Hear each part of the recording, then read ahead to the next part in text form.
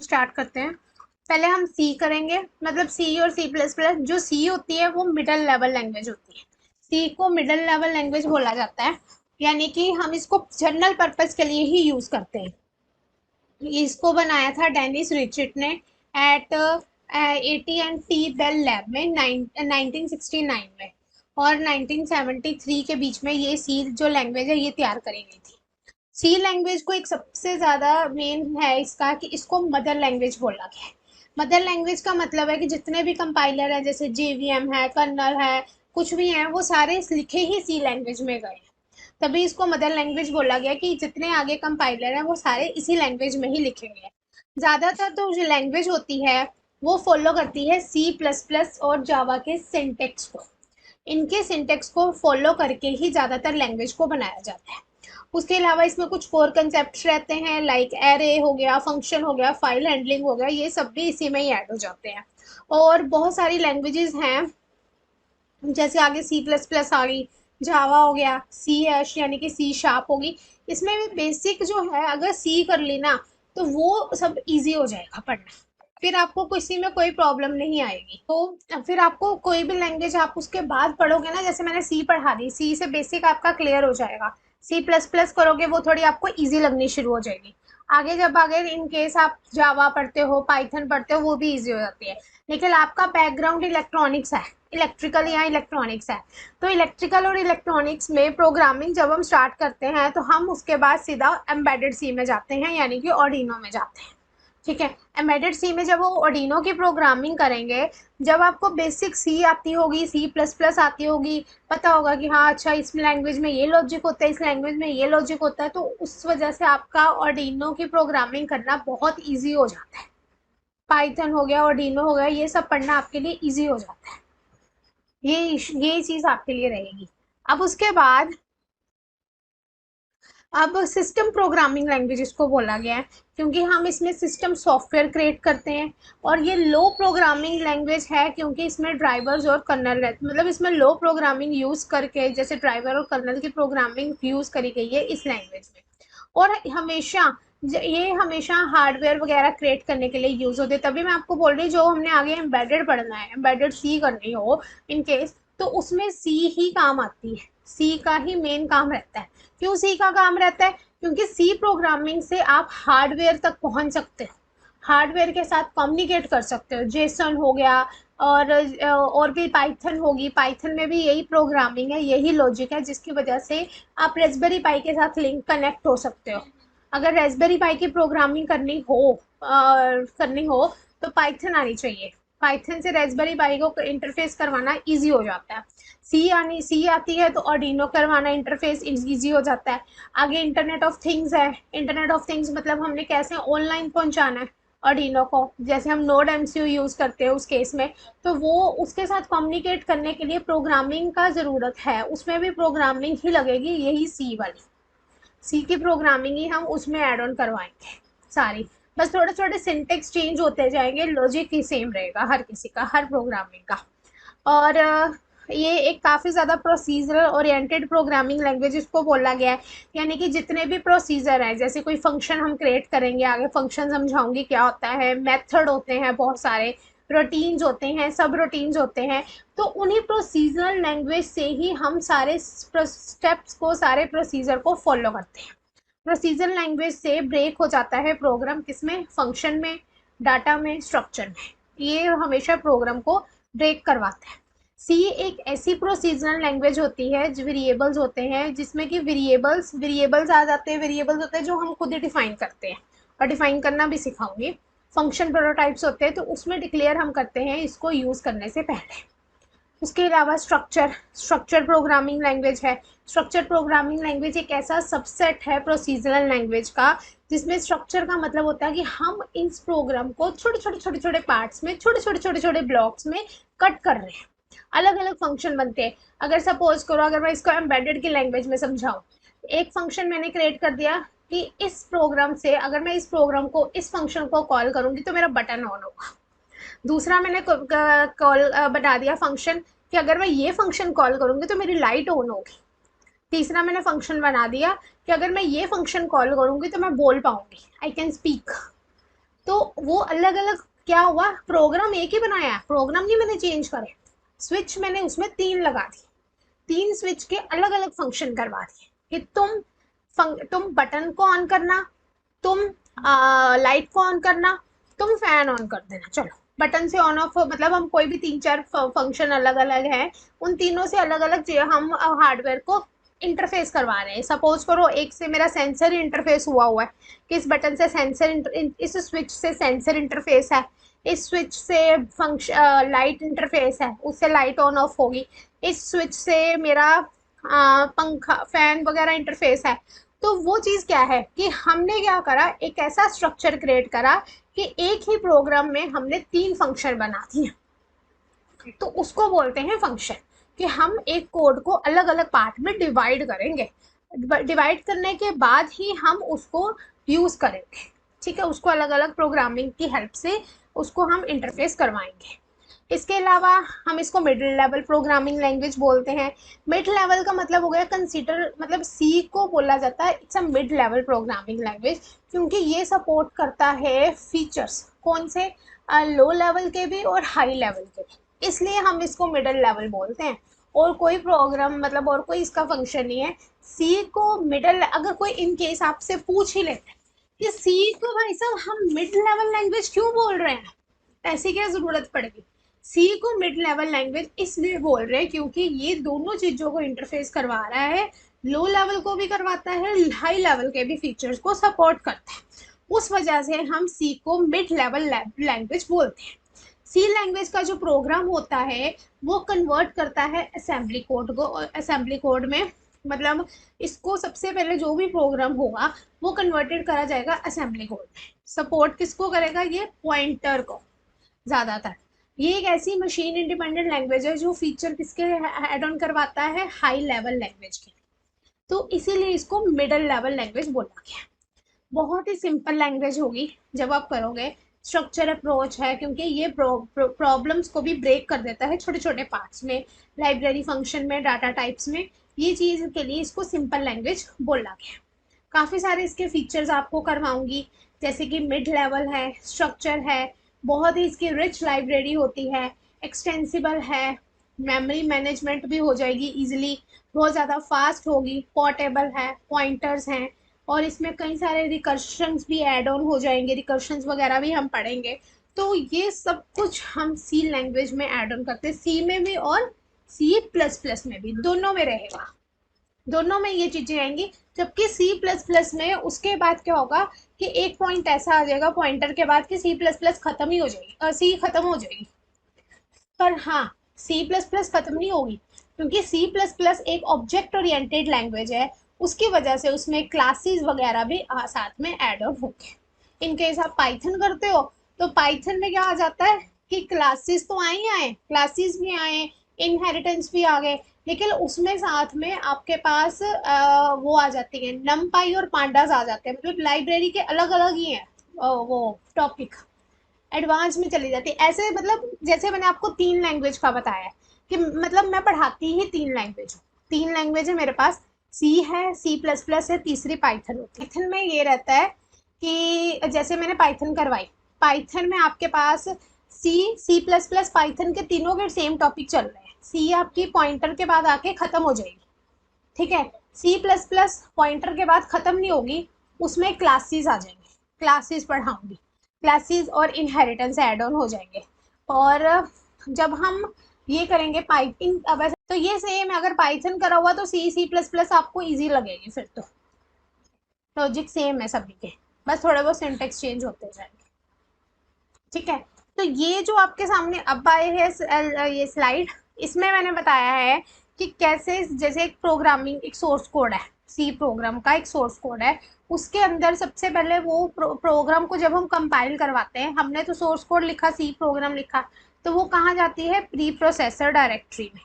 Pre processor के बाद वो इसका जो सोर्स कोड है वो एक्सपैंड हो जाता है, एक्सपैंड होने के बाद वो कंपाइलर में जाता है, कंपाइलर के बाद वो नेक्स्ट चला जाता है असेंबली कोड में, देन असेंबलर में, ऑब्जेक्ट सी में, लिंकर में, एक्सिक्यूटेबल कोड में, और देन लोडर और फिर एक्सिक्यूशन। ठीक है, ये चीज़ रहती है सी के अंदर। तो अभी हम स्टार्ट करेंगे प्रोग्राम, तो फर्स्ट प्रोग्राम मैं प्रोग्रामिंग में ही सिखाऊंगी, ऐसे कोई फायदा। अब देखो, सी प्लस प्लस में क्या रहेगा, हाई लेवल लैंग्वेज होगी। मिडिल लेवल लैंग्वेज पे थे, हाई लेवल पे पहुंच गए, हाई लेवल लैंग्वेज आ गई। इसका मतलब है जब आप प्रोग्राम्स इसमें बनाते हो, आपको किसी प्रोसेसर की ज़्यादा मतलब आपको वरी या सोचने की ज़रूरत नहीं पड़ती, बिकॉज ये काफ़ी शॉर्ट हैंड, काफ़ी सेटिस्फैक्टली एक्सप्रेसिव रहता है ये। क्योंकि सी प्लस प्लस जो होती है वो आपको लोअर लेवल की कैपेबिलिटीज़ भी देती है, और ये काफ़ी हाई लेवल प्रोग्रामिंग लैंग्वेज में भी एड ऑन रहती है। सी प्लस प्लस में ये फीचर्स आ जाते हैं। हिस्ट्री है कि जैसे सी प्लस प्लस के अगर हम कंसेप्ट को देखें, तो ये बेजराने स्ट्रॉक्सन बेल लैब में इसको इन्वेंट करा गया था, और काफ़ी इंटरनल स्ट्रक्चर लैंग्वेज इसको बोला गया है, सिस्टम प्रोग्रामिंग लैंग्वेज है, क्योंकि ये बेल लैब में बनाई गई थी। और इसमें जो सी की ओरिजिनल परफॉर्मेंस है ऑब्जेक्ट, बस इसमें थोड़ा सा अलो क्या हो गया, इसने अलाउिंग कर the object oriented programming language को, ओप्स को, ये बेनिफिट हो गया। अब हम सी प्लस प्लस को क्यों यूज़ कर रहे हैं एज अ कंप्यूटर लैंग्वेज, क्योंकि computer it's nothing more than just, हम प्रोसेसर की बात करें, मेमोरीज हैं, तो ये कैपेबल है कि just carrying out little commands, और ये स्टोर करता है 5 मतलब डिफरेंट डिफरेंट मेमोरी एड्रेस को, हाँ एड्रेस को ये स्टोर करवा सकता है। 5 मेमोरी एड्रेस को स्टोर करवाता है, 5 नंबर के, जैसे 2 3 4 5 9, ऐसे ये नंबर को स्टोर करवाता है। अगर हम प्रोसेस, अब ये क्वेश्चन है कि why would we write processor instruction instead of expressing that program, कि अगर हम प्रोग्राम को करना चाहते हैं as a text file in programming language, लेकिन हम प्रोग्राम प्रोसेसर के इंस्ट्रक्शंस को क्यों लिखते हैं। कई बार हमें जो बैक एंड पे होता है ना, लाइब्रेरीज होती हैं, उनमें इंस्ट्रक्शंस देनी पड़ती है, ताकि हम जब सोर्स कोड करें तो वो प्रोसेसर जो है वो इंस्ट्रक्शन के अकॉर्डिंग, बाइट कोड के अकॉर्डिंग वहाँ पर काम कर सके। इवन आपने अगर पाइथन कर रखा है, पाइथन में आपको पता होगा उसमें एक बाइट कोड होता है, उसको हम इंस्ट्रक्शन बोलते हैं, कि इंस्ट्रक्शन की हेल्प से हम उस बाइट कोड से पता चल जाता है कि ये वाली प्रोग्रामिंग में जो हम प्लस का लगा रहे हैं साइन या माइनस का साइन लगा रहे हैं, या हम क्यों लगा रहे हैं, क्या वजह है। अदरवाइज हमें पता ही नहीं चलेगा, क्योंकि आपने ये पढ़ा होगा पाइथन में कि हम इंट फ्लोट वगैरह यूज़ नहीं करते, है ना, नहीं करते, क्यों बिकॉज ऑफ बाइट, इंस्ट्रक्शन ही ऐसी है बैक एंड में, इंस्ट्रक्शन की वजह से हम इन लैंग्वेज मतलब हम इन डाटा टाइप्स को यूज़ नहीं करते। इसमें इंस्ट्रक्शन ऐसी है कि इसमें हमें सब कुछ बताना पड़ता है, इंट भी बताना पड़ता है, फ्लोट भी बताना पड़ता है, करेक्टर्स भी बताने पड़ते हैं, हर चीज़ की इंस्ट्रक्शन हमें देनी पड़ती है। तो इसमें जब भी हमने प्रोग्रामिंग लैंग्वेज करनी है, तो इस केस में हमें इसको देनी होगी इंस्ट्रक्शन। और बाकी ये हिस्ट्री है कि बी सी पी एल और बी जो दो एडिशनल प्रोग्रामिंग लैंग्वेज से इसने राइज करा था सी को, सी प्लस प्लस को भी ये किसने करा था, अमेरिकन नेशनल स्टैंडर्ड इंस्टीट्यूट ने, एक नॉन प्रॉफिटेबल ऑर्गेनाइजेशन है, उसने प्रमोट करा था सी लैंग्वेज को, विद क्लासेस के साथ भी करा, लेकिन उसके बाद इसको सी प्लस प्लस बना दिया गया, क्योंकि इसमें क्लासेस वगैरह ऐड हो गई थी। प्रोग्राम स्ट्रक्चर को एनहांस करा, इसने मेंटेन करा हाई लेवल एफिशिएंसी उसको रन टाइम पे। तो सी प्लस प्लस जो है वो रिलीज़ हुई थी 1985 में, और काफ़ी ड्राफ्ट स्टैंडर्ड की रहती है सी प्लस प्लस, क्योंकि सी और सी प्लस प्लस इसमें दोनों है, सी प्लस प्लस, इसकी काफ़ी रिच हिस्ट्री है कि उसने अलो कर दिया था ऑब्जेक्ट ओरिएंटेड प्रोग्रामिंग लैंग्वेज को। और इसके जो एग्जैक्टली ऑब्जेक्ट्स थे, what exactly is an object, वो आएंगे कि it's one of the object oriented program है, सिंपल है, अंडरस्टैंड करना बहुत इजी है, ऑल्सो टू बिकम कि हम इसको रीयूजेबल कर सकते हैं, why because of function, function का मतलब ही यही होता है कि हम इस प्रोग्राम को रीयूजेबल कर सकें, बार बार उसको कॉल, जहाँ जहाँ उसको जितनी बार कॉल करवाएंगे फंक्शन वो काम सारा करता जाएगा। ये कुछ कंपाइलर के बारे में बताया गया है कि जो प्रोग्राम्स हैं उसमें जो भी हम टेक्स्ट फाइल लिखते हैं वो हमेशा प्रोसेसर में किस तरह से जाती है। एक सोर्स फाइल है, सोर्स फाइल को हमने कंपाइल करा तो वो ऑब्जेक्ट फाइल बन गई, फिर वो लिंकर की हेल्प से, लाइब्रेरी की हेल्प से उसको हम एक्सिक्यूट करवाते हैं, और इसका जो ऑपरेटिंग सिस्टम होता है उसके वो सीधा प्रोग्राम को मेमोरी में भी लेके जाता है, प्लस हम एग्जीक्यूट करके हमारे सामने भी रखता है। जब हम इसको कंपाइल करवाते हैं तो वो तभी रन होकर आउटपुट उसकी आती है। इसके अलावा ये कुछ टिपिकल इन्वायरमेंट है कि सी प्लस प्लस का इन्वायरमेंट जो है वो उसमें कुछ प्रोग्राम्स रहते हैं, लाइक मतलब कि उसके लिए हमें वो क्या करते हैं, सबसे पहले तो वो एडिटिंग करके हम उसमें सोर्स कोड ऐड करते हैं, फिर वो प्री प्रोसेसर से प्रोसेसिंग करवाता है, प्रोसेसिंग के बाद हम उसको कंपाइल भी करवा सकते हैं, हम उसको लिंक की हेल्प से वो लिंक होता है, जैसे यहाँ पे ये लिखा हुआ है, इसी को यहाँ पर मैंने शॉर्ट फॉर्म में लिख दिया था। किसका मतलब हुआ कि एडिटर यूज़ करता है क्रिएट करने के लिए प्रोग्राम्स को, फिर उसको वो सेव कर लेता है। ये जो कोड होता है ये प्रोसेस्ड होता है with the help of processor program से, तो प्रोग्राम को मेमोरी में लोड करवाया जाता है with the help of loader load करता है, लोडर से लोड होता है, और फिर हर एक इंस्ट्रक्शन से ये प्रोसेस होके with the help of CPU ये इसमें जो भी एडिशनल डाटाज हैं कंपाइल करवाने के लिए प्रोग्राम्स को, ये उसी वे से ये रन करवाता है। फिर लिंकर जो होता है वो कनेक्ट हो जाता है उसी ऑब्जेक्ट कोड से, यानी कि उसी प्रोग्राम से टू दैट लाइब्रेरी, और वो प्रोड्यूस क्या करता है ए डॉट आउट, और सेव किस में करता है डिस्क, हमारे डिस्क में सेव कर देता है। एडिटिंग करता है with the help of pre processor CPU linker memory, जो कि हमारी प्राइमरी मेमोरी होती है, उनकी हेल्प से हम सी प्लस प्लस के इन्वायरमेंट को फेस आउट करवाते हैं।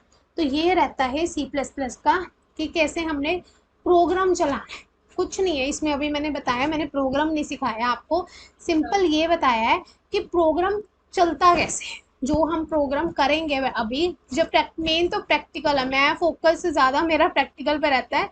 थ्योरी तो मैं बस वो काम है, अगर पंजाबी में बात करूँ तो फा वड्डल वाला, थ्योरी से मेरा इतना लिंक नहीं है, मेरे को अच्छी भी नहीं लगती थ्योरी, सही बताऊँ बट चलो ओवरव्यू देना ज़रूरी है कि पता हो लिटिल बिट कि क्या चीज़ रहती है।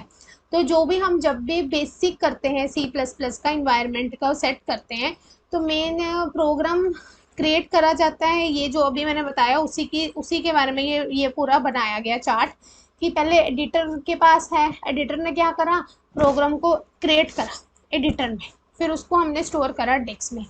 प्री प्रोसेसर प्रोग्राम जो है उसी कोड को प्रोसेस करेगा, देखेगा ठीक है कि नहीं ठीक। कंपाइलर क्या करेगा, उसको अलग अलग में लेके जाएगा ना, उसको चेक करने के लिए कि ये इसने सही लिखा या नहीं लिखा, तो वो एक ऐसा ऑब्जेक्ट कोड बनाता है जिससे वो स्टोर कर सके। लिंकर लिंक करवाता है ऑब्जेक्ट कोड के साथ विद दैट लाइब्रेरी, और वो क्रिएट करता है जैसे ए डॉट आउट स्टोर, वो किस में करवा देता है डिस्क में वो स्टोर हो जाता है। लोडर क्या करता है, कुछ उसकी प्राइमरी मेमोरी रहती है उसमें वो लोड करवाता है प्रोग्राम्स को। सीपीयू भी कुछ ऐसा ही है हमारे पास, वो हर एक को अलग अलग मेमोरीज में ले जाता है, और फिर वो उसमें हमें एक्सिक्यूट करवा कर प्रोग्राम हमारे सामने ला के रख देता है, मतलब एक्सिक्यूट करवाना, एडिट करवाना, प्री प्रोसेसर ने उसको प्रोसेस करवाना है, कंपाइलर ने उसको स्टोर भी करवाना है, प्लस उसने ऑब्जेक्ट कोड को क्रिएट भी करना है, मतलब उसको मशीन लैंग्वेज में भी लेके जाना है।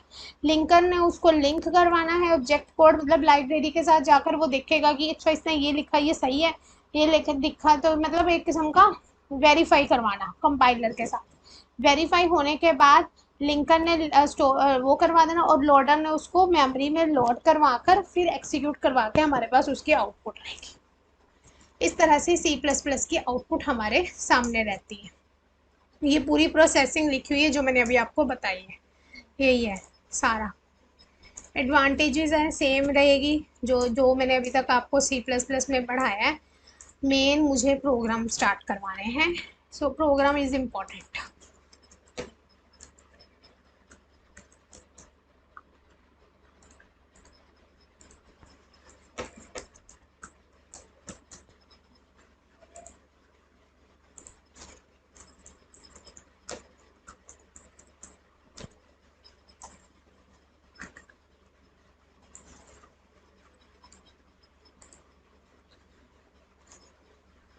ठीक है, अब जीडीबी ऑनलाइन डीबगर ही मैं यूज़ करती हूँ।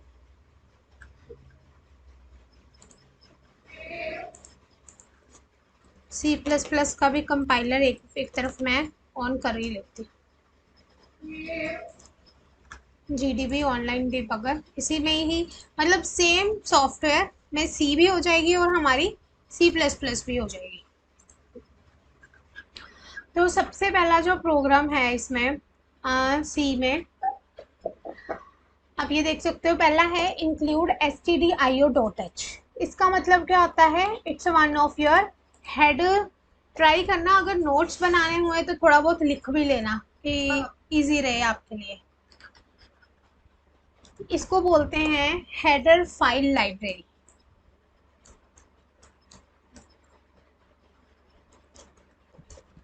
ठीक है, जो वर्क करती है इनपुट के साथ और आउटपुट के फंक्शन के साथ। जैसे प्रिंट एफ है, आगे प्रिंट एफ जो लिखा हुआ है हेलो वर्ड के साथ, वो उसके इस ये एक आउटपुट फंक्शन है। इनपुट स्कैन एफ आएगा जो आगे करवाऊंगी, तो वो इनपुट फंक्शन हो जाता है। तो हेडर फाइल को मेनली हम इसीलिए ही ऐड कर पाते हैं फंक्शनैलिटी टू सी प्रोग्राम्स के लिए, ताकि ये हेडर फाइल के हेल्प से हम आउटपुट और इनपुट के फंक्शन को एग्जीक्यूट करवा सकें। इसीलिए हम हेडर फाइल लाइब्रेरी को यूज़ करते हैं। ये लाइब्रेरी पाइथन में यूज़ नहीं हुई थी। पाइथन बहुत इजी रहती है इसी वजह से, क्योंकि उसमें हमें लाइब्रेरी का ऐसे लिखने की ज़रूरत नहीं पड़ती, बस पांडास और नमपाई में पड़ती है जब आगे पढ़ते हैं। तो जो ब्लैंक लाइंस होती हैं इसमें, वो हम उसको बोलते हैं वाइट स्पेस, पर वो हमेशा सी जो है वो इग्नोर कर देते हैं। जबकि पाइथन में इंडेंटेशन एरर आ जाता था कि आपने यहाँ पे ब्लैंक लाइन क्यों छोड़ी है या यहाँ पर क्यों नहीं छोड़ी है, तो वो इंडेंटेशन एरर देता था हमें। बट इसमें ऐसा कुछ नहीं होगा, आप इसमें छोड़ सकते हो। एक इसमें ये रहता है सी प्रोग्राम में मेन। मेन जो होता है, ये जो सेकंड नंबर पे लिखा हुआ है मेन, ये this one is your function. इसको फंक्शन बोलते हैं। ये फंक्शन रहेगा आपके पास। तो फंक्शन जस्ट मतलब कि हम इसको अपेयर करवाते हैं। जो ब्लैंक लाइन है, सी जो है वो तो इग्नोर कर देता है वाइट स्पेस, लेकिन ये जो फंक्शन मेन होता है ये फंक्शन होता है। तो कोई भी कोड आप लिख रहे हो इनसाइड दैट कर्ली ब्रैकेट, वो एग्जीक्यूट ही करेगा अगर हम मेन के बाद उसको शुरू करेंगे। प्रिंट एफ है, प्रिंट एफ भी जब हम यूज कर रहे हैं, इसके साथ ये लग रहा है ना ब्रैकेट लग रहे हैं, जब हम किसी के साथ पेरेंथेसिस लगा देते हैं उसको फंक्शन बोला जाता है। तो प्रिंट एफ भी क्या है, it's one of your function. Print F भी फंक्शन है और ये मेन भी फंक्शन है। इंट मतलब होता है इंटीजर टाइप फंक्शन। इंट का ये मतलब हो जाता है कि मेन जो है it's one of your integer type function. अगर मैं रिटर्न 0 लगा रही हूँ तो ये इसका मतलब हो गया end of the main function. जो मेन फंक्शन है उसको एंड करवा देगा, वो खत्म करवा देगा। डिस्टर्बेंस आ रही है आपके एंड से? अब आ रही है? नहीं, पहले आ रही थी।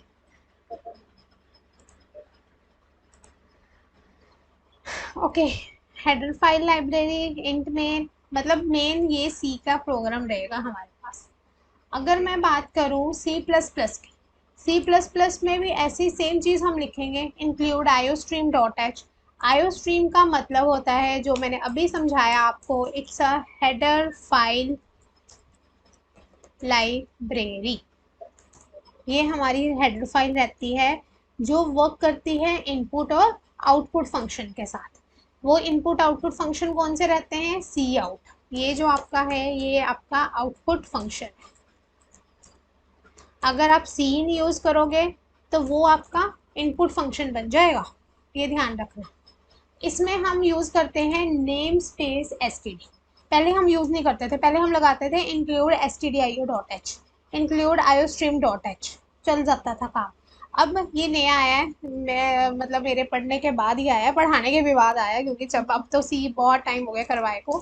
पहले करवाती होती थी, अब तो पाइथन ही पढ़ते हैं सारे, ये इशू आ रहा है। चलो, अब है मेरे पास, जैसे अभी मैंने ऐड करवाया ना इसमें 2-3 स्टूडेंट, उस उनको मैंने पढ़ाया आपको पढ़ाने से पहले अच्छा। सी। तो अब नेम स्पेस एसटीडी है। नेम स्पेस एसटीडी हम यूज़ करते हैं, it's a name for the object या वेरिएबल्स हो गए फ्रॉम दैट स्टैंडर्ड लाइब्रेरी, तो उसके लिए यूज़ करा जाता है। कोई भी आपने नेम बताना है ऑब्जेक्ट्स के लिए, कुछ कुछ भी आपने बताना है वेरिएबल्स के लिए, तो उसमें मतलब किसी भी वेरिएबल्स के लिए कौन से कहाँ से बताना है, एसटीडी से। एसटीडी क्या होती है, from its your standard library.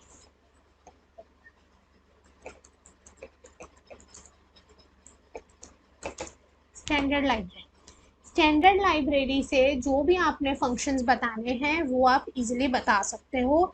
जब हम यहाँ पे लगाते थे, अगर इन केस सपोज करो मैं इसको कमेंट कर रही हूँ, ये जो डबल स्लैश डालूंगी ना तो ये कमेंट हो गया, ये इंटरप्रेटर अब इसको रन नहीं करेगा। तो अगर इंटरप्रेटर इसको रन नहीं करेगा तो इंटरप्रेटर हमें क्या दे देगा, एरर, कि सी आउट जो आपने लिखा है मैडम जी वो डिक्लेयर नहीं है। क्यों डिक्लेयर नहीं है, क्योंकि उसमें आपने एस टी डी नहीं लगाया। या तो आप यहाँ पर लगा दो एस टी डी, वो कह रहा है कि उसने यही बताया एरर में कि आप इस तरह से भी एस टी डी यूज़ कर सकते हो, कि स्टैंडर्ड लाइब्रेरी नहीं यूज़ करोगे वो काम नहीं करेगा, ऐसे लगा दो। अब रन करके देख लो, आउटपुट आ जाएगी हमारी। मतलब दो तरीके हैं, या तो ऊपर यूज़ कर लो namespace S T D, ऊपर नहीं यूज़ करने तो सी आउट के साथ लिख दो। तो उसको पता चल जाता है कि अच्छा ये स्टैंडर्ड लाइब्रेरी है, इसी स्टैंडर्ड लाइब्रेरी में ही सी आउट का फंक्शन हमें मिल सकता है। उसके बाद जो भी ब्लैक लाइंस होती हैं, वाइट स्पेस होते हैं, वो ये रिमूव करता है, उसको इससे कोई लेना देना नहीं है। और एक चीज़ और है इसमें कि ये हमेशा सी प्लस प्लस के प्रोग्राम्स में ही रहती है, जैसे इंट मेन है। इंट मेन क्या रहेगा, this one is your function. Function रहेगा, फंक्शंस इसको फंक्शन बोला जाता है। कोई भी कोड है inside it that curly bracket, कुछ भी आप लिख रहे हो उसके बाद जो आपने ये कर्ली ब्रैकेट यूज़ करे हैं वो हम इसीलिए यूज़ करते हैं जब हम इंट मेन लगाते हैं। या ज़रूरी नहीं इंट मेन ही लगाना, आप वॉइड मेन भी यूज़ कर सकते हो। वॉइड मेन लगाओगे रिटर्न ज़ीरो की ज़रूरत कहते पड़ती नहीं है। जैसे कि ट्राई करके देख लेती हूँ, एरर आएगा तो देखी जाएगी। मैं यहाँ पे वॉइड मेन लगा रही हूँ इंट मेन की जगह। वॉइड में मतलब क्या होता है? जैसे इंट मेन होता है इंटीजर टाइप फंक्शन को रिटर्न करवाना, ठीक है। वॉइड का मतलब होता है नल, उसको उसकी कोई टाइप नहीं होती। ओके। जिस चीज़ की कोई टाइप नहीं होती उसको नल डाटा टाइप बोला जाता है। नल डाटा टाइप में एक ही डाटा टाइप है, उसका नाम है वॉइड। बाकी डाटा टाइप जैसे इंट है, करेक्टर है, फ्लोट है, लेकिन प्रोग्राम को एग्जीक्यूट करवाने के लिए सिर्फ दो ही डाटा टाइप यूज होती है, आइदर इंट डाटा टाइप और वॉइड वॉइड। Data type. आप इन दोनों में कुछ भी यूज कर सकते हो।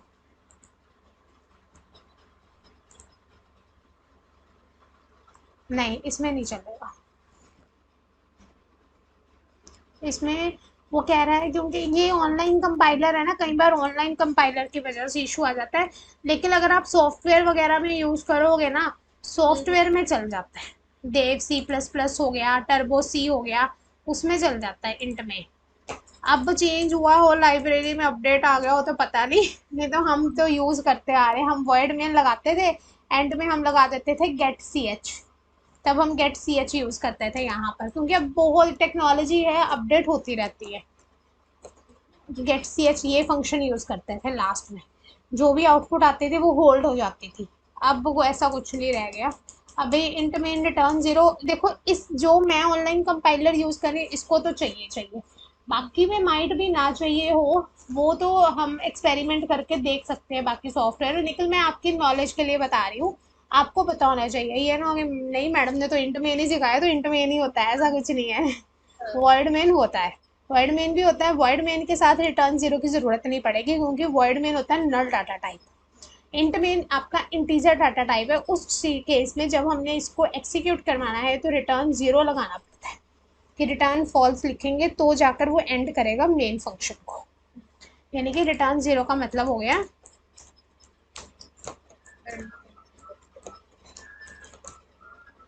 अब इसको दोनों को रन करते हैं, हेलो वर्ड आउटपुट आनी चाहिए, क्योंकि प्रिंट एफ में मैंने हेलो वर्ड लिखा है। प्रिंट एफ और सी आउट, इन दोनों में जो आप लिखोगे, हाँ, हे वही है।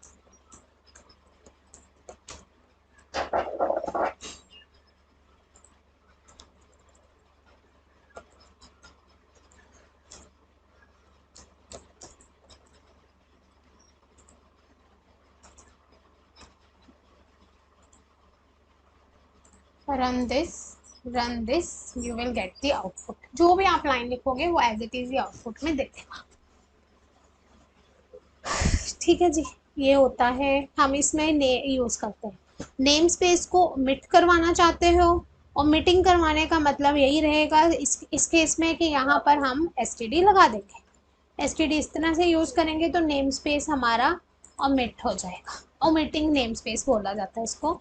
नेम स्पेस ओमिटिंग मतलब कि सी प्लस प्लस प्रो जो प्रोग्राम है वो रन कर जाता है without standard name space library से, क्योंकि उसमें हम रिप्लेस कर देते हैं एसटीडी कीवर्ड से। इसको कीवर्ड बोलते हैं जब हम यहाँ लगाते हैं एसटीडी कीवर्ड। और ये जो होता है ना, ये डबल दो बार जो कॉलन लगे हैं इसको बोलते हैं ऑपरेटर। ऑपरेटर्स भी आएंगे, ऑपरेटर्स क्या होते हैं वो भी सिखाऊंगी। तो इनको ऑपरेटर्स बोला जाता है। हर लाइन का मतलब है प्रोग्रामिंग में हर चीज का। एसटीडी क्यों है, कॉलन क्यों है, डबल कॉलन क्यों है, सिंगल कॉलन क्यों नहीं है, हर चीज का मीनिंग है। Programming means everything have some meaning.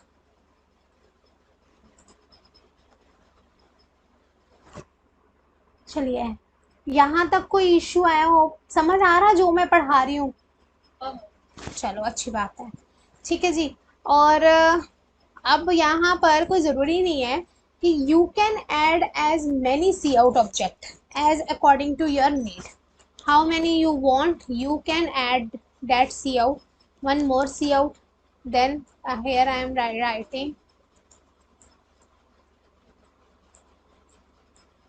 I am learning C and C++, just put the colon।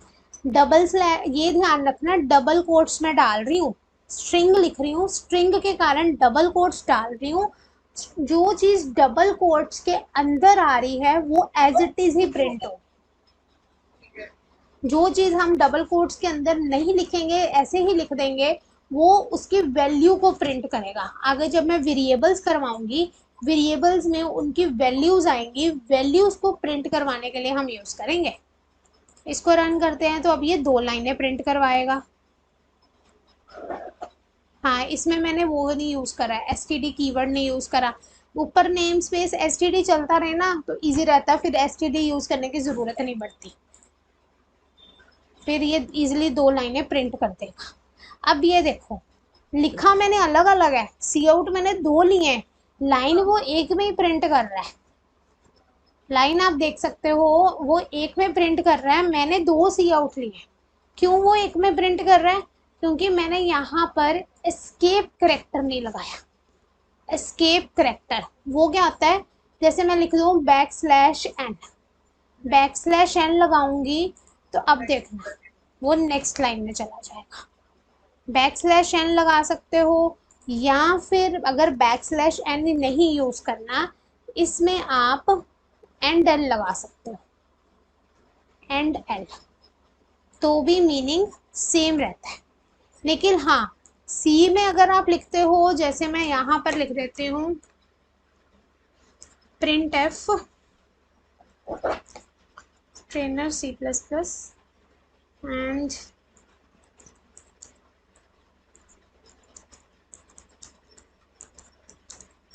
embedded C also, तो अब इसको रन करती हूँ तो इसमें एरर कौन सा आया, सेमीकोलन का। पाइथन में कोई लास्ट में सेमीकोलन नहीं लगते होते थे, काम चल जाता था। इस केस में लास्ट में सेमीकोलन आते हैं, सी और C++ दोनों में आएंगे। सेमीकोलन नहीं लगाओगे वो एरर देगा, सेमीकोलन लगाओ तो वो एक ही लाइन में प्रिंट कर देगा, क्योंकि मैंने एस्केप करेक्टर नहीं लगाया। इसमें &l नहीं यूज होता, इसमें आप यूज करोगे \n। रन कर दो तो हमारे पास दोनों अलग अलग लाइनें आ जाएंगी। \n मीन्स एस्केप करेक्टर, या इसको करेक्टर बोला जाता है, \n करेक्टर बोला जाता है, जिससे हमारे पास बैक लाइन यूज होती है। ठीक है। और कमेंटिंग के लिए, कमेंट जो मैंने आपको अभी बताया है, कमेंट का मतलब यही रहता है कि C++ में 2 तरह के कमेंट रहते हैं, सिंगल लाइन कमेंट रहता है और मल्टी लाइन कमेंट रहता है, C हो चाहे C++ हो। सिंगल लाइन कमेंट तो मैं लगा ही रही हूँ हर जगह में, आपको कमेंट ये जो लिख रही हूँ ये कोई कंपाइलर थोड़ा चेक कर रहा है, कि अच्छा ये हेडर फाइल लाइब्रेरी लिखा है, चलो जी काम चलाना है, अब हेडर फाइल पे जाना है। नो, ना लिखो तब भी चल जाएगा। ये मैंने आपके लिए लिखा। और ये जो ऊपर लिखा हुआ इतना पैराग्राफ बनाकर, ये भी उन्होंने एक कमेंट में लिखा हुआ है। हाँ। तो इसको बोलते हैं मल्टी लाइन कमेंट। मतलब मल्टी लाइन कमेंट इस तरह से यूज होते हैं। ठीक। मतलब इन्होंने तो काफी सारे स्टार ले लिए, इतने नहीं लोगे तब भी चल जाएगा, चाहे दो दो एक लगा लो, ये इतने से लगा लो, ये लो, इतना भी लगा लोगे ना तब भी मतलब एक एक सिंगल स्टार से भी प्रोग्राम को कोई फर्क नहीं पड़ेगा, वो अपना एग्जीक्यूट वो करता रहेगा।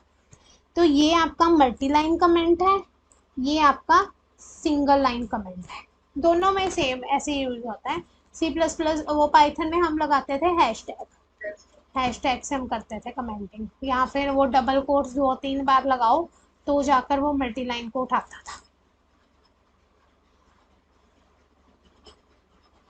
तो ये हुई बेसिक इंट्रोडक्शन। अभी मैंने कुछ नहीं करवाया, बेसिक इंट्रोडक्शन दी है, स्टार्ट करवाया है, सिंटेक्स बताए हैं। अब बारी आती है वेरिएबल्स की। वेरिएबल्स क्या रहते हैं, किसको बोलते हैं वेरिएबल्स? दोनों में सी है, सी प्लस प्लस है, वेरिएबल का मतलब सेम होता है, वेरिएबल कुछ चेंज नहीं होते, वेरिएबल सेम है। वेरिएबल एक ऐसा नाम होता है मेमोरी लोकेशन में जो स्टोर करवाता है डाटा। अगर हमने कोई भी डाटा स्टोर करवाना है उस केस में हम वेरिएबल्स को यूज़ करेंगे। वेरिएबल से वैल्यूज़ जो होती है ना, हम चेंज भी करवा सकते हैं। अगर हमारा मन है कि हम कोई वैल्यू को चेंज करवाना चाहते हैं, then also we can use the variable. और ये एक वे है रिप्रेजेंट करवाने का मेमोरी लोकेशन से with the help of symbol. तो हम इसको इजीली अंडरस्टैंड करवा सकते हैं, इजीली हम इसको आइडेंटिफाई करवा सकते हैं अगर हम वेरिएबल्स को यूज़ करेंगे।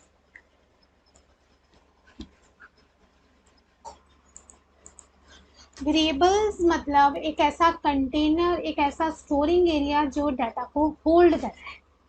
इंडिकेट हम करते हैं एक ऐसा स्टोरेज, एक ऐसा एरिया जिसमें एक वेरिएबल्स के पास एक डिफरेंट डिफरेंट यूनिक नेम्स हैं, आइडेंटिफायर्स हैं। फॉर एग्जांपल इंट एज 18, वो क्या हो गया, इंट एज 18, एज आ गया, age is one of your variable. ये अभी नहीं समझाऊंगी, इसमें कुछ भी आप कोई भी आप यूज़ कर सकते हो वेरिएबल्स में। और ये कुछ रूल्स रहते हैं कि जो वेरिएबल्स होते हैं उसमें अल्फ़ाबेट से ही हमेशा ट्राई करना कि इसको स्टार्ट करना।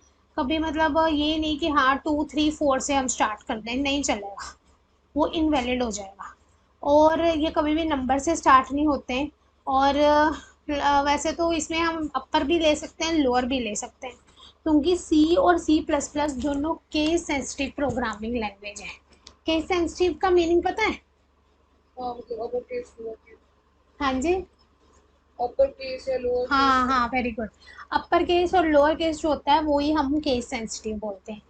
और इसमें कीवर्ड्स को हम यूज़ नहीं करेंगे, ठीक है, कीवर्ड्स वगैरह इसमें यूज़ नहीं होंगे, कीवर्ड्स अलग रहेंगे। और ये जो वेरिएबल्स होंगे वो वाले वेरिएबल्स होंगे जो हम खुद से ही जिनको हम बनाएंगे।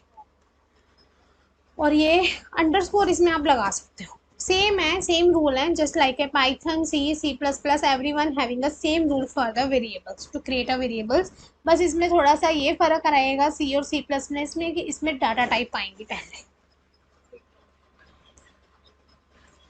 तो let's start with the programs. Programming से ही समझेंगे।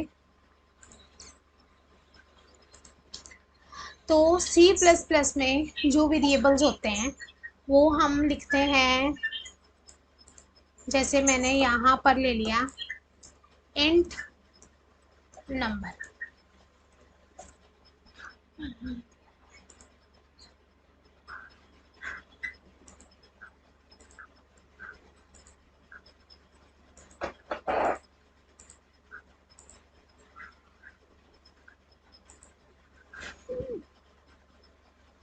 इंट नंबर, चाहे आप लिख दो इंट एन, एन भी एक वेरिएबल है।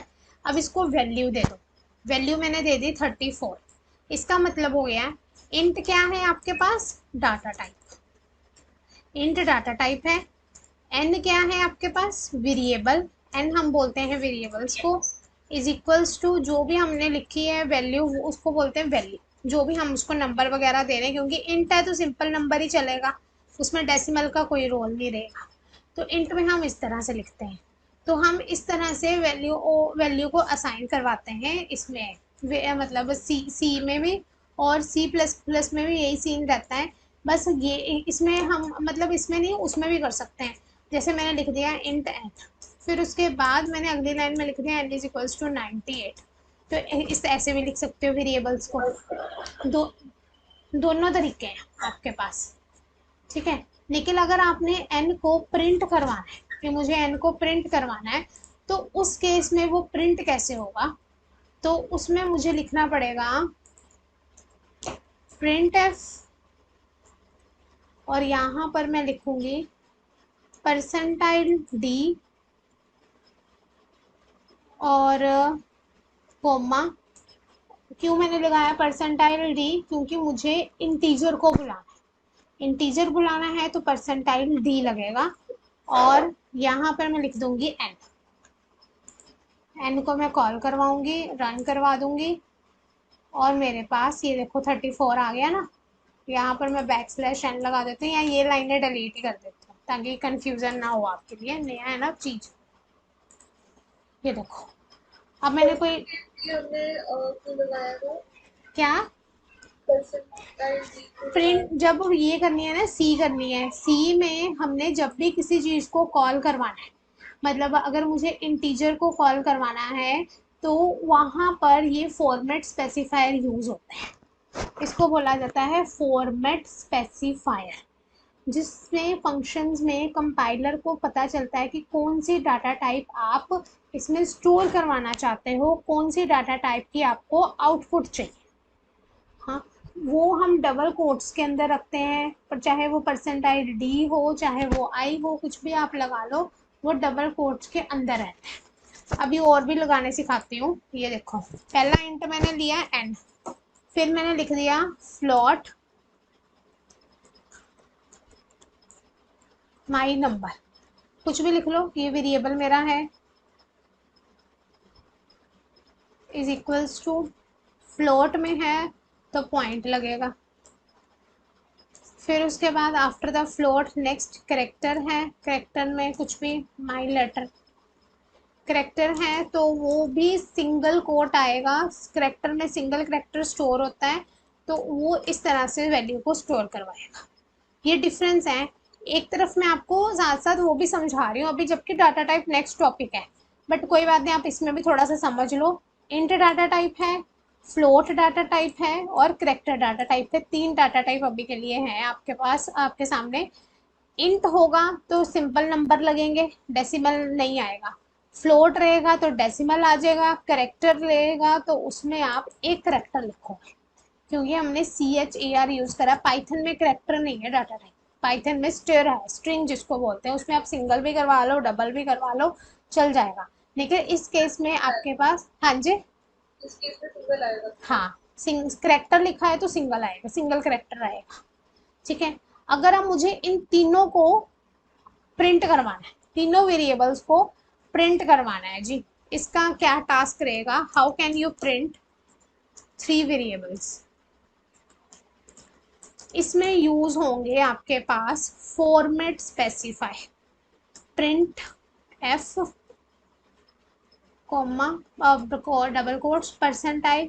अगला कौन सा है, फ्लोट है, फ्लोट को कॉल करवाना है तो परसेंटाइल एफ आएगा, परसेंटाइल एफ यहाँ पे आप लगा लो बैक स्लैश एन चाहे तो वो एक लाइन छोड़ देगा, कॉमा, और कौन वेरिएबल का नाम माई नंबर लिखा है ना मैंने, माई नंबर को कॉल करवा, यहाँ पर भी बैक स्लैश एन लगाओ ताकि मतलब कोई हार्ड एंड फास्ट रूल नहीं है, वो नेक्स्ट लाइन में आ जाएगा, नेक्स्ट लाइन में as it is he print होगा। फिर नेक्स्ट कौन सा है मेरे पास, करेक्टर है, प्रिंट एफ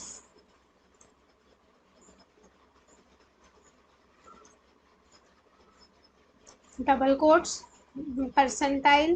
करेक्टर के लिए कौन सा फॉर्मेट स्पेसिफायर यूज होगा, सी, सी यूज करेंगे, कॉमा, और फिर हम लिख देंगे माई लेटर, पीछे सेमीकोलन लगेगा। अब इसको रन करते हैं। ये देखो, अब मैंने आपको प्रिंट एफ के फंक्शन से दो चीजें सिखाई, दो क्या तीन ही सिखाई।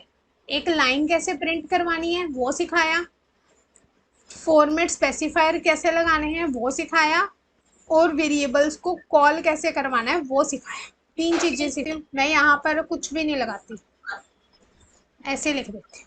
ठीक है, यही कह रहे हो ना आप, है ना? रन करते हैं। ये देखो, दोनों का उसने आउटपुट दे दी हमें, 34 भी दे दिया और इसका भी आउटपुट दे दिया। करेक्टर की उसने हमें आउटपुट नहीं दी, उसने यहाँ पे लिख दिया printf my letter character है, और यहाँ पर उसने खुद ही, मतलब उसने खुद ही बोल दिया कि मैडम आपका इसमें फॉर्मेट जो है स्ट्रिंग लिटरल का काम नहीं कर रहा, कंपाइलर काम नहीं कर रहा, कि वो मतलब ऐसे एरर आएंगे आपके सामने उसके लिए अगर आप फॉर्मेट स्पेसिफायर को यूज नहीं करोगे। ये देखो ना, हर चीज में उसने माई लेटर का ही दिया है एरर, बस और तो नहीं किसी चीज का दिया ना मेरे को। तो अगर आप फॉर्मेट स्पेसिफायर नहीं लगाते तो जो इंटरप्रेटर है वो नहीं उठाएगा, वो काम ही नहीं करेगा। तब तक काम नहीं करेगा, वो ऐसे string literal non format argument दे देगा कि ये कोई फॉर्मेटिंग आर्गुमेंट नहीं लिखा जो भी आपने लिखा है।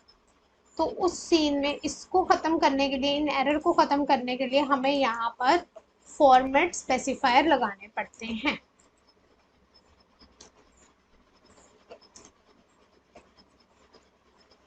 और इवन जैसे आपको मैंने इतनी लाइनें सिखाई हैं कि लाइन भी हम लिख सकते हैं, वो लिखना चाहते हो साथ में तो ऐसे लिख दो,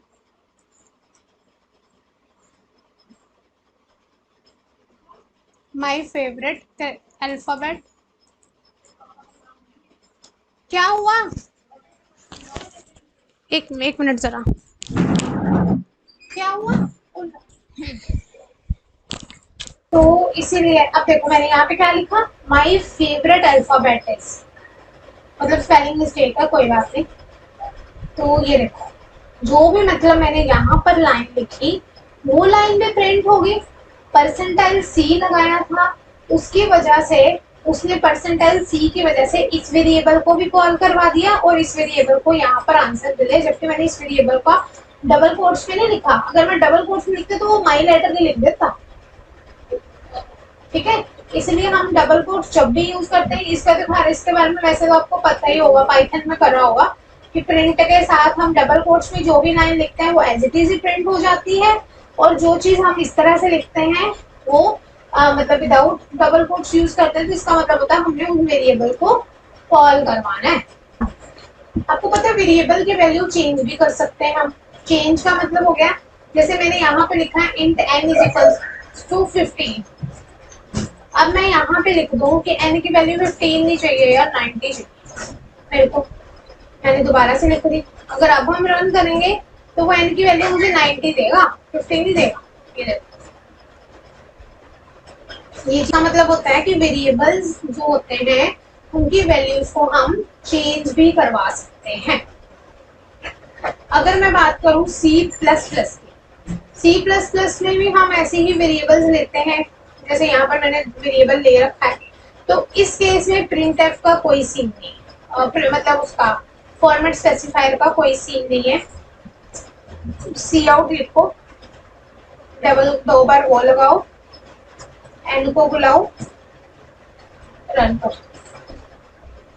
ये आ गया ना 98। यहाँ पर अगर मैं एंडल लगा दूंगी तो वो थोड़ा नेक्स्ट लाइन के लिए मेरे को मदद मिल जाएगी, ओहो नहीं मिलेगी।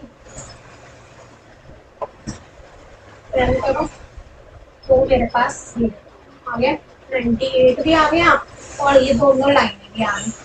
इसमें इजी है, कहने का मतलब ये है कि अगर हम यहाँ पे लगाते हैं तो ये थोड़ा इजी बन जाता है कि इसमें कुछ भी हमें उसकी टेंशन नहीं रहती। कुछ भी आपको जरूरी नहीं इंट एन ही, कोई भी आप वेरिएबल्स ले रहे हैं, कोई किसी भी तरह से आप वेरिएबल ले सकते हो, बस डाटा टाइप का पता होना चाहिए। माई नम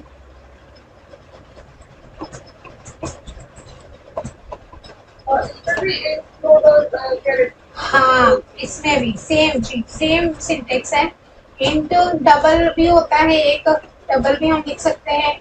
डबल में ये भी, इसको डबल लिख दो चाहे वो भी, वैसे वो चलता कम है, फ्लोट ही ज्यादातर काम करवाते हैं हम इसको। फ्लोट में माई फ्लोट नंबर आ जाएगा इसमें,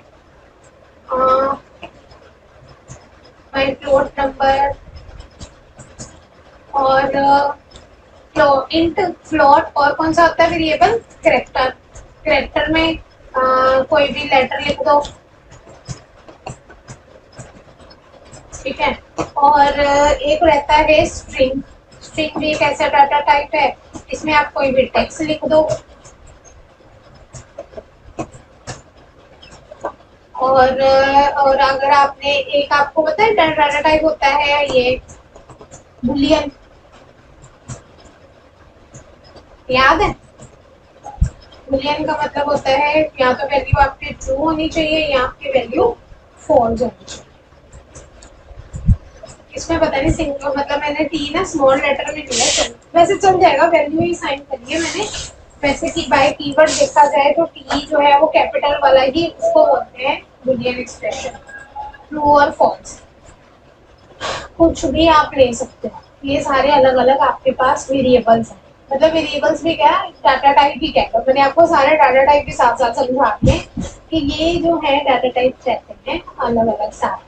कुछ भी उसके बाद आप यहाँ पर उनको सी आउट करवा दो, जिसको भी आपने करवाना है सी आउट।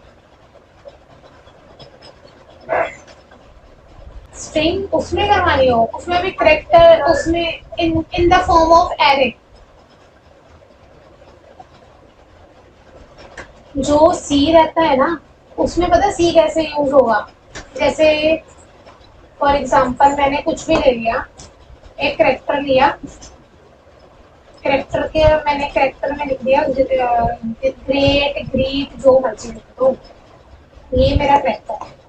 इसमें मेरे को ऐसे लेना पड़ेगा,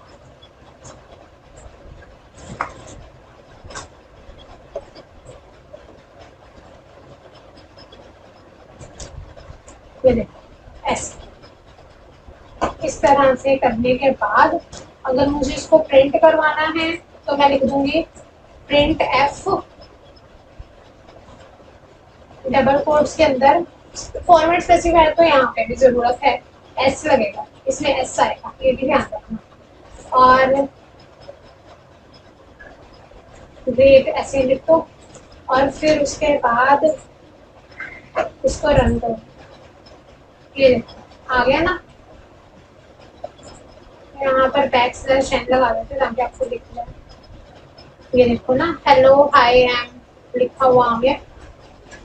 स्ट्रिंग यही पूछ रहे थे ना अभी मेरे से, कैसे हम लिख सकते हैं। सी प्लस प्लस में लिखने का ये तरीका रहता है, हम उसमें स्ट्रिंग का सीधा डाटा टाइप ही लगा देते हैं।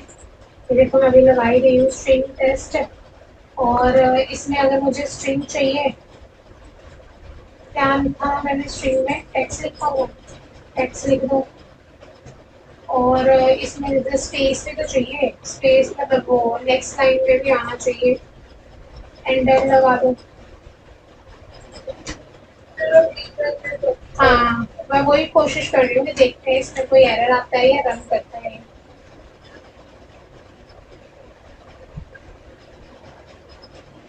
मैंने कहा क्या लिखा है, माई फ्लो, अच्छा ये गलत लिखा हुआ है ना मैंने, ये वो कह रहा है कि ये डिफाइन नहीं है, FLOT है और फिर NO है, मतलब जो लिखा है वही लिखना पड़ेगा ना मेरे को। ये यहाँ से किसी भी चाहे कॉपी पेस्ट कर दो, ये देखो आंसर। हाँ जी मैडम, जैसे मैंने यहाँ पर लिख दिया है इंट एज, एज मेरी कितनी है 98 है, सॉरी इंट एज 98, देन सी आउट। और फिर मैंने लिख दिया यहाँ पर आई एम,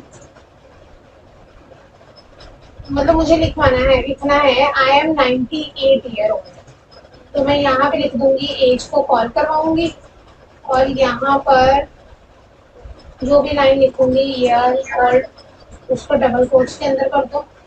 ताकि उसको दिक्कत ना आए प्रिंट करवाने में। अब रन करो, रिटर्न 0 लगाया नहीं, एक्सीक्यूट पता नहीं हो रहा है कि नहीं हो रहा, कोई नहीं चल जाएगा। इसको ऑटोमेटिक इसके पास होगा ना, कंपाइलर के पास return 0। I am 98 year old, ऐसे हमारे पास ये लिखकर आ जाएगा। अगर मैं इसमें बैक स्लैश टी लगाऊं तो कोई बेनिफिट है उसका? हाँ है। बैक स्लैश टी का मतलब होता है टैब, टैब का मतलब होता है स्पेस, स्पेस आ जाती है, ये आ गया। अगर मैं बैक स्लैश टी ना लगाऊं तो 98 के बाद शायद स्पेस नहीं आ रही, यहाँ तक मुझे लग रहा है।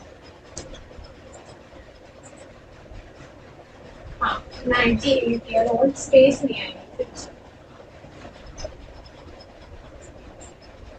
ठीक है, ये रहता है। अगर मुझे कोई दो वेरिएबल्स को ऐड करवाना है, simple int A is equals to 90, int b is equals to 89, int sum a plus b, और सी आउट करवाओ जी सम को।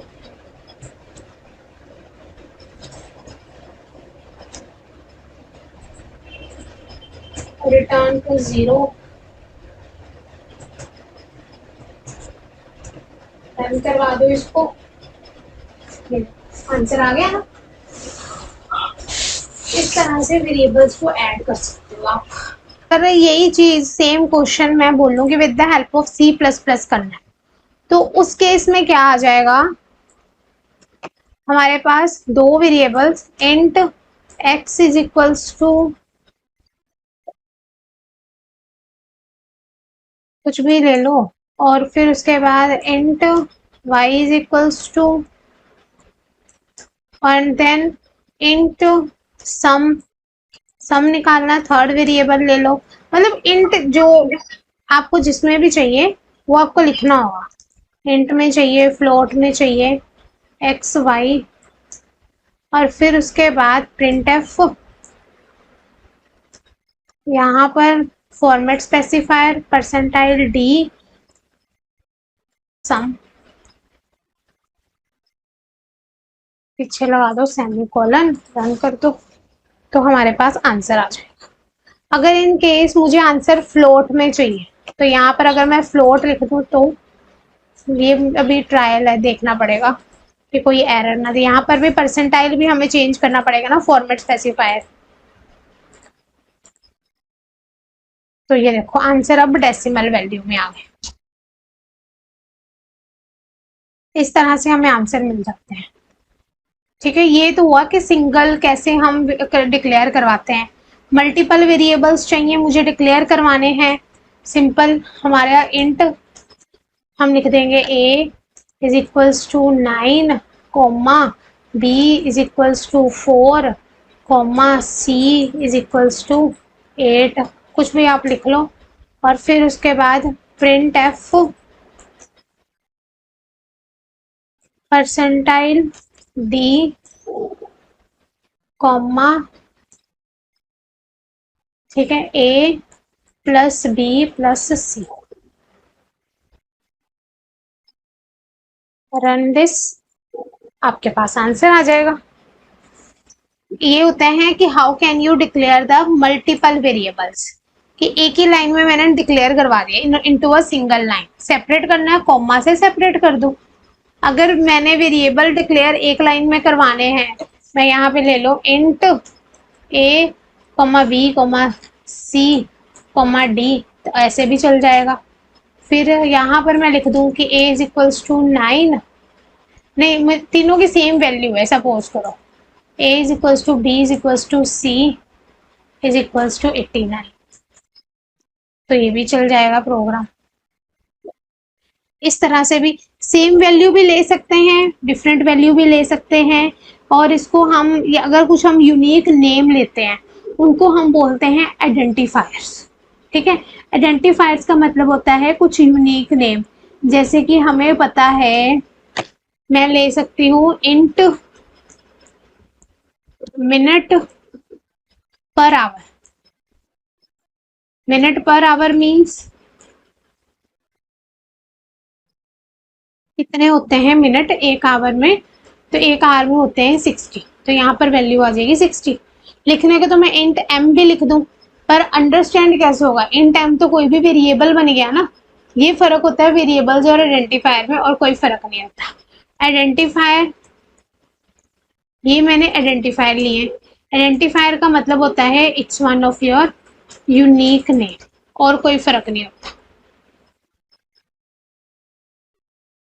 और इसके अलावा यूनिक नेम्स को हम बोलते हैं आइडेंटिफायर्स, जैसे कि आपके सामने है मिनट पर आवर। अगर मैं इंट एम लगा दूंगी तो उसका कोई बेनिफिट नहीं रहेगा, वो कोई वो नहीं बनेगा। जैसे मैंने लिख दिया int pi is equals to, अब पाई की वैल्यू मुझे पता है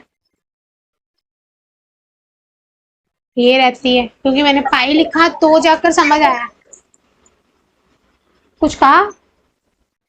हाँ, पाई लिखा तो ही समझ आया कि क्या है। तो जो चीज समझ आने वाली होती है, मतलब जिसको हम बोलते हैं ना डिस्क्रिप्टिव वे नेम जिसको बोला जाता है, वो रहते हैं सारे ये एज सम वैल्यूज, ठीक है, ये सारे रहेंगे।